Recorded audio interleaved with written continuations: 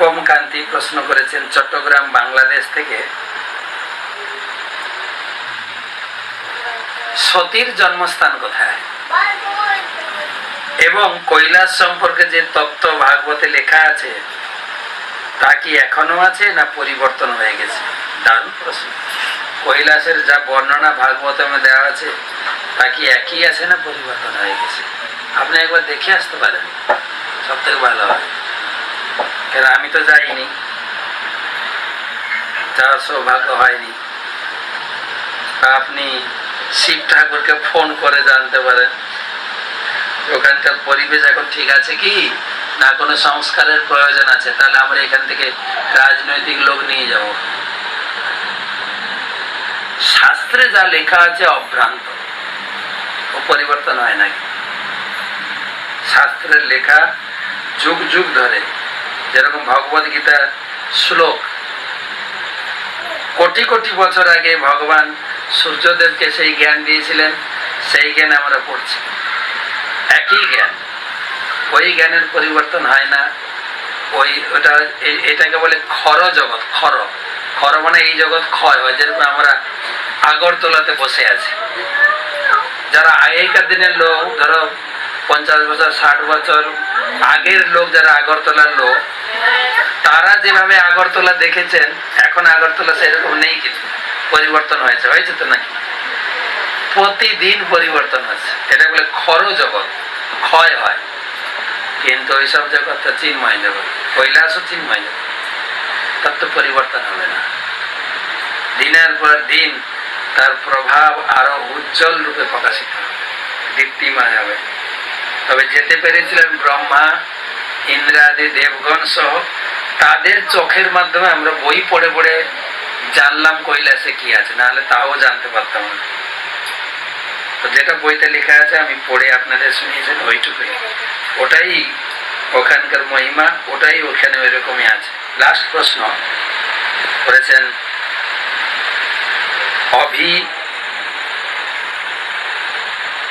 অভি মল্লিক। প্রশ্ন করেছেন যে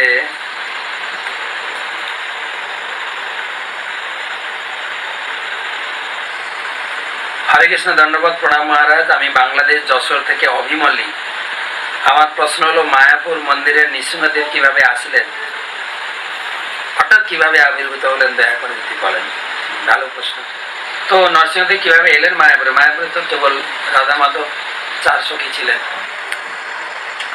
এবার 1984 সালে, মায়াপুর তো এত বড় ছিল না, তথাপি তখন বিদেশি ভক্ত বেশি ছিল, একটা 25 জনের ডাকাত এসে আক্রমণ করে রাত্রে। তখন তাদের টার্গেট ছিল রাধারানীকে চুরি করবে আর প্রভুপাদের বিগ্রহকে চুরি করবে। আর যখন সেই ডাকাত দল আসে তখন ভক্তরাও ছাড়ার পাত্র নয়, ভক্তরাও তারা সব বেরিয়ে ডাকাতের এই আক্রমণ থেকে নিজেদের বিগ্রহ রক্ষা করার জন্য চেষ্টা করে। এমনকি কিছু বন্দুকের গুলি গালাচও হয়েছে, কয়েকজন ডাকাত মারাও গেছিল। তো তারা রাধারানীকে নিয়ে গেছিল, রাধারানীকে পাওয়া যাচ্ছিল না, যাই হোক পরবর্তীকালে সব পাওয়া গেছে।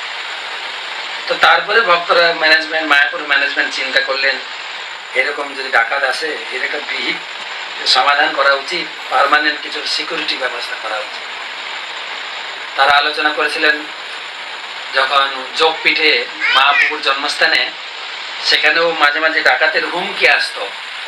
তখন ছিল ভক্তিবেদান্ত ঠাকুরের সুযোগ্য পুত্র বিমলা প্রসাদ, ছিল ভক্তি সিদ্ধান্ত সরস্বতী ঠাকুর। তখন নরসিংহদেব প্রতিষ্ঠা করার ভাবনা করেন, লক্ষ্মী নরসিংহ প্রতিষ্ঠা করার পরে তারা সেই ডাকাতের হুমকি থেকে মুক্ত পেয়েছিলেন। ঠিক সেই রকম আমরা নরসিংহদেব প্রতিষ্ঠা করব মায়াপুরে, এই চিন্তা করে প্ল্যান করা হলো যে উগ্র নরসিংহদেব স্থাপন করা হবে। নকশাও আঁকা হলো, এমনভাবে নরসিংহদেব বানানো হবে যেন সিংহাসন থেকে লাফিয়ে পড়ছেন আর নখ দিয়ে হিরণ্যকশিপুর বিতরণ করছেন। এই ধরনের একদম উগ্র নরসিংহ আমরা স্থাপনা করব। নকশা করা হলো। সেই নকশা নিয়ে দক্ষিণ ভারতের রাজস্থানে যারা স্থাপত্য শিল্প আছে, ভাস্কর আচ্ছা, যারা বিগ্রহ তৈরি করে, তাদের কাছে দেখানো হলো একজন স্থাপত্য শিল্পের কাছে। সে তো দেখেই অবাক হয়েছে, বলছি এই নরসিংহদেব বানানো যাবে না। তখন তিনি পুরাণ থেকে এই উগ্র নরসিংহদেবের কাহিনী শোনালেন। খুব কঠিন ভাবে এর পুজো হয়, দক্ষিণ ভারতে এর পুজো ছিল। এর পুজো করার জন্য নৈষ্ঠিক ব্রহ্মচারীর প্রয়োজন এবং খুব আড়ম্বর সহকারে এই নরসিংহ, তখন সেই উগ্র নরসিংহ নিয়ে হাতিতে করে শোভাযাত্রা করা হতো। পরবর্তীকালে ধীরে ধীরে পূজার সলিলতা লাঘব হয়ে যায়, ওখানে সব শেষ হয়ে গেছে গ্রামটা, আর সেই পূজা আর কেউ করে না। এই বিগ্রহ বানানো যাবে না। তখন সে ছিল দক্ষিণ ভারতের সর্বশ্রেষ্ঠ স্থাপত্য শিল্প এবং বাস্তুবিদ, দুটো ছিল। তিনি বাস্তু জানতেন এবং স্থাপত্য শিল্পের এই ভাস্কর্য জানতেন। বারবার অনুরোধ করা হয়, তখন কেবল ঠিক আছে আমার গুরুদেবকে জিজ্ঞাসা করে।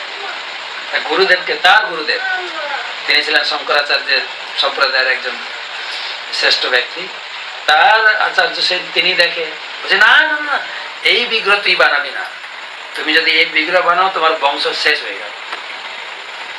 তারপর অনেক দিন কেটে যায় বারবার অনুরোধ করতে। তখন তার গুরুদেব বললেন, আচ্ছা এই বিগ্রহ কারা চাইছে? ওই নবদ্বীপ মায়াপুর থেকে হরে কৃষ্ণ ভক্তরা চাইছে। তখন তার গুরুদেব কিছুদিন ধ্যান করে, নরসিংহদেব ধ্যান করে, নরসিংহদেব তাকে অনুমোদন, হ্যাঁ তোমার শিষ্যকে বলো বানাতে। সেই পরম্পরা ক্রমে সেই বিগ্রহ বানানো হয়। তো তখন অনুমোদন করলেন, ঠিক আছে আমি এই বিগ্রহ বানাবো, আমার 6 মাস লাগবে।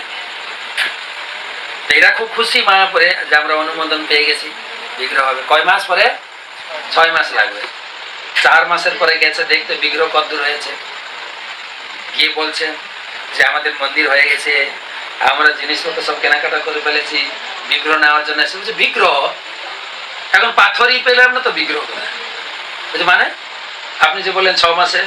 হ্যাঁ আমি কথা দিয়েছি, আমি চেষ্টা করছি, কিন্তু পাথর এখনো পাইনি। এই পাথর হতে হবে জীবন্ত শিলা, সাধারণ পাথরের বিগ্রহ তৈরি হবে না। জীবন্ত শিলার কি করে প্রমাণ? বলে শিলাতে এরকম টক্কর মারলে খুব সুন্দর বেদের ধ্বনি আসবে। 7 জায়গায় 7টা চিহ্ন আছে, বেদ মন্ত্রের ধ্বনি আওয়াজ আসবে, সেই পাথর লাগবে।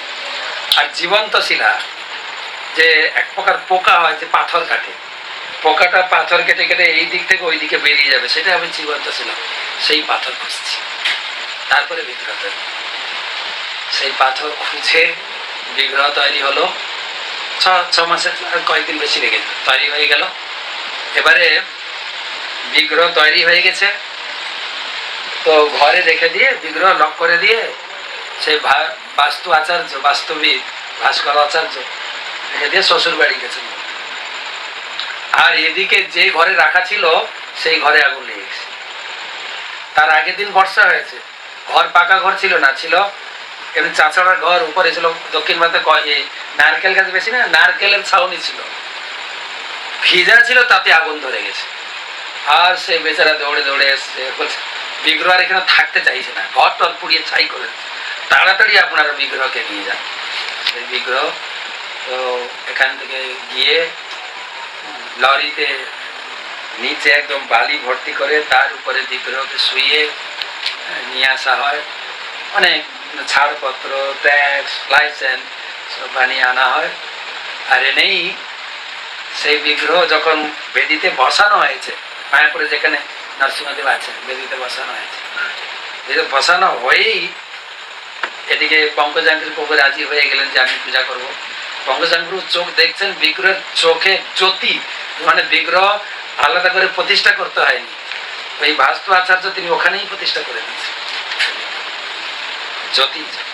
সেই বিগ্রহ মায়াপুরে প্রতিষ্ঠা করেন পঙ্কজাঙ্গির প্রভু। সেই বিগ্রহ প্রথম থেকে পূজা করে আসছে, আর সেই বিগ্রহ খুব জাগ্রত। সেই বিগ্রহের কাছে ভক্তরা অনেক কিছু প্রার্থনা করে। একটা পাতলা বই আছে, নরসিংহদেবের বই, সেখানে পঙ্কজাঙ্গির প্রভু লিখেছেন, কিন্তু তিনি পূজারী ছিলেন, তো যে যার মনের বাসনা তাকে বলতেন, পঙ্কজাঙ্গির প্রভু জানাতেন নরসিংহদেব। বেশিরভাগ বাসনা তিনি পূর্ণ করেছেন, বেশিরভাগ বাসনা। এক মাতাজি ছিলেন দীক্ষিত ভক্ত, মেয়েকে বিয়ে দিয়েছেন, অনেক দিন ধরে সন্তানাদি কিছু হয় না। একদিন এসে মানে মেয়ের মা কান্নাকাটি করছে, করে বলছে আমি তোমার কাছে আসি প্রতিদিন দর্শন করতে, খুশিতে দর্শন করতে পারি না, কেন জানো? সবাই দেখি মন্দিরে কোলে বাচ্চা নিয়ে ঘুরছে, আমার মেয়েটার একটু কিচ্ছুই হলো না। প্রভু, আমি কি কোনোদিন খুশি হতে পারবো না? তার 1 বছর পরে মেয়ের বাচ্চা লেখা আছে। সন্তান চেয়েছে, কেউ চাকরি চেয়েছে, কেউ অনেক কিছু। একদম জাগ্রত নরসিংহ। ধন্যবাদ, আপনি জিজ্ঞেস করলেন, তাই ভগবান নরসিংহদেব কি করে এলেন বর্ণনা করলাম। ঠিক আছে।